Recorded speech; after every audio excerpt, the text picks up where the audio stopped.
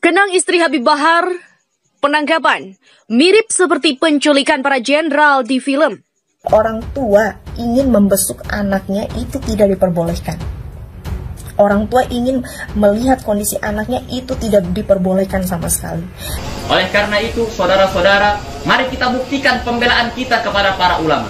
Mari kita buktikan pembelaan kita terhadap agama. Jangan kita biarkan pemerintah-pemerintah yang zalim. Jangan kita biarkan mereka mulai menunjukkan taring mereka untuk melawan syariat Islam.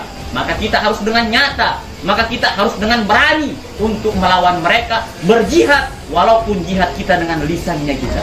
Mungkin hanya ini yang bisa saya sampaikan, dan juga saya sebagai perwakilan daripada keluarga Tajul Alamin, keluarga Habibana Bahar bin Ali bin Sumait, mengucapkan mohon maaf kalau ada kesalahan. Wabillahi taufiq wal hidayah. Wassalamualaikum. Gitu saja, ingat baik-baik, jangan sampai kalian ulangi perbuatan kalian. Karena kalau sampai saya yang menemukan, kalian akan tanggung akibatnya. Assalamualaikum warahmatullahi wabarakatuh. Mereka dengan masa akan mundur walau satu langkah, akan mundur walau satu langkah. Wahai para pemudi-pemuda, kibarkan bendera Mustafa, serahkan jiwa untuk agama, mencari syahid di jalan Allah. Demi agama,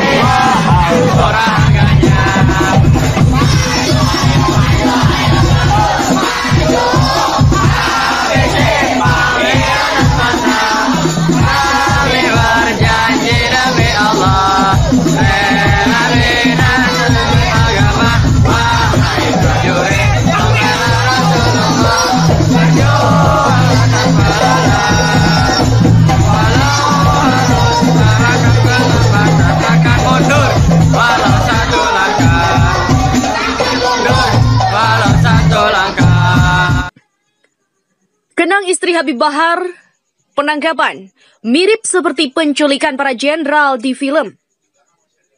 Gelora News. Penceramah kondang Habib Bahar bin Smith tengah menjalani masa hukuman pidananya di Lapas Kelas 1 Nusa Kambangan setelah dipindahkan dari Lapas Gunung Sindur.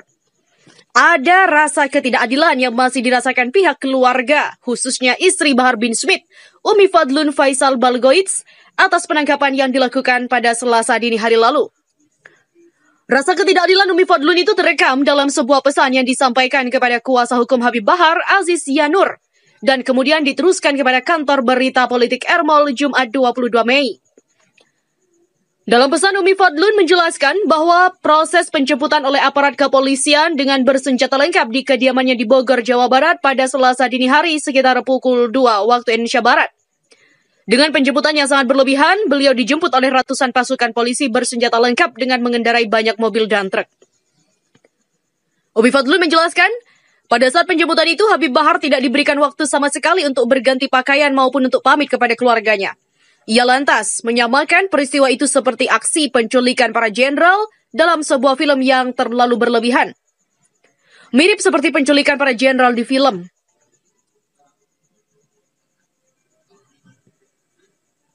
Apakah tidak cukup Habib dijemput dengan satu mobil saja?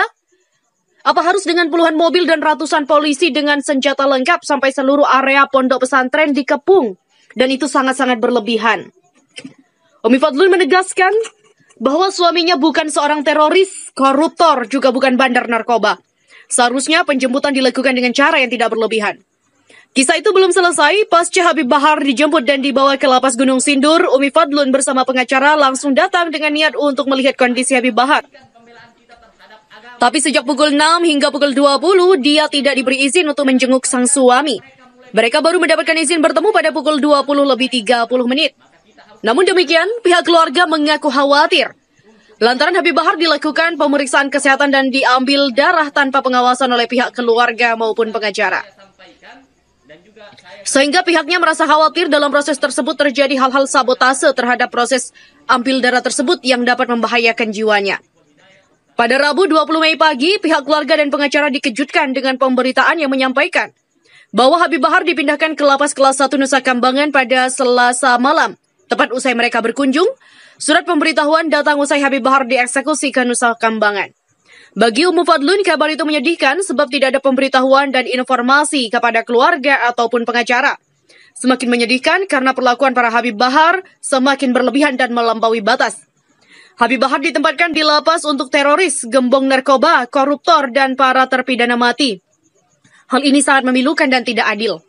Begitulah tegasnya. Saat ini Ummi Fadlun hanya bisa bermunajat agar keadilan untuk Habib Bahar datang. Dia ingin agar sang suami bisa menjalani hukuman sesuai tempat awal sebelum mendapatkan asimilasi, yakni di lapas kelas 2A Cibinong. Hingga saat ini pihaknya meminta keadilan untuk Habib Bahar sesuai dengan hukuman yang harus dia memang jalani sebagaimana mestinya di lapas Pondok Rajek Kabupaten Bogor, Jawa Barat. Dia menyayangkan hukum yang ada di Indonesia saat ini, hukum sudah tidak ada artinya lagi dan hukum sudah seenaknya. Di mana kalian sudah memperlakukan hukum dengan seenak hati kalian. Demikian kata Ummi Fadlun. Assalamualaikum warahmatullahi wabarakatuh. Saya istri daripada Habib Bahar bin Smith dan juga mewakili keluarga daripada Habib Bahar ingin menyampaikan kronologis kejadian penangkapan Habib Bahar. Habib Bahar ditangkap dan dijemput oleh tim dari kepolisian, Kementerian Hukum dan HAM, Direktorat Jenderal Pemasyarakatan pada hari Selasa malam sekitar pukul 02.00. Habib Bahar dijemput dengan cara yang sangat-sangat berlebihan, dengan dijemput oleh polisi polisi bersenjata lengkap dengan mengenakan mobil yang sangat banyak pada saat itu, ada puluhan mobil. Dan Habib Bahar pada saat itu ingin meminta izin untuk berpamitan kepada saya, istrinya, dan juga orang tuanya. Itu tidak diperbolehkan, sama sekali tidak diperbolehkan untuk pamit. Ini kenapa gitu loh, sampai mereka terburu-buru untuk membawa Habib Bahar. Padahal wajar kalau memang Habib Bahar mau pamit, itu wajar. Pamit ke orang tuanya dulu atau pamit ke istrinya itu wajar, tapi tidak diperbolehkan sama sekali. Akhirnya keesokan harinya saya dan juga mertua dan juga tim pengacara mendatangi lapas Gunung Sindur untuk ingin melihat kondisi daripada Habib Bahar, karena kami tahu Habib Bahar kondisinya sedang tidak baik, kondisinya sedang tidak sehat. Habib Bahar sedang sakit juga, ada sakit lambung juga, kemarin sempat dirawat di RSUD Cibinong. Makanya kami khawatir dan ingin melihat langsung kondisi Habib Bahar. Tapi sayangnya kami tidak diperbolehkan masuk oleh pihak lapasnya, tidak diperbolehkan masuk sama sekali. Katanya belum ada perintah daripada atasannya, padahal kita bicara mengenai kemanusiaan aja. Orang tua ingin membesuk anaknya itu tidak diperbolehkan. Orang tua ingin melihat kondisi anaknya itu tidak diperbolehkan sama sekali. Akhirnya kami tunggu lumayan lama, sekitar 12 jam kami tunggu hingga pukul 20.30 baru kami punya akses untuk masuk dan diperbolehkan untuk melihat Habib Bahar. Dan di situ kami bertemu Habib Bahar. Alhamdulillah kondisi Habib sehat, kondisi Habib tidak ada yang perlu kami khawatirkan pada saat itu. Tapi justru yang kami khawatirkan itu proses pengambilan darah Habib Bahar. Ya, Habib Bahar ini sempat diperiksa kesehatannya dan sempat diambil juga darahnya. Itu sangat-sangat mengkhawatirkan kami pihak keluarga, karena memang kami dan juga pengacara tidak diberitahukan, tidak ada pemberitahuan mengenai pengambilan darah, dan kami tidak ada di situ pada saat pengambilan Habib Bahar diambil darahnya. Kami tidak ada di tempat itu gitu loh. Dan kami menyayangkan, kami takutnya, kami khawatirnya ini ada proses ini terjadi hal-hal sabotase yang mungkin bisa membahayakan kondisi daripada Habib Bahar. Itu yang saya khawatirkan, karena memang ini pengambilan darah ini kita tidak tahu ini pengambilan darah apa, dan juga kita tidak tahu ini suntikan apa yang dimasukin di tubuh Habib Bahar ini. Kami tidak tahu, kami khawatir, kami takut ini pengambilan darah atau suntikan ini berbahaya buat Habib. Kita takutnya Habib bakal diracun atau apa, kita takut, kita khawatir, karena kami tidak ada di situ. Kalian mengambil darah Habib Bahar diam-diam tanpa sepengetahuan kami, dan kami pun tahu itu lewat foto yang beredar gitu. Akhirnya kemudian keesokan harinya tiba-tiba kami dikagetkan lagi dengan kabar bahwa Habib Bahar dipindahkan ke Lapas Batu Nusa Kambangan, Cilacap, Jawa Tengah. Kami kaget, kami di situ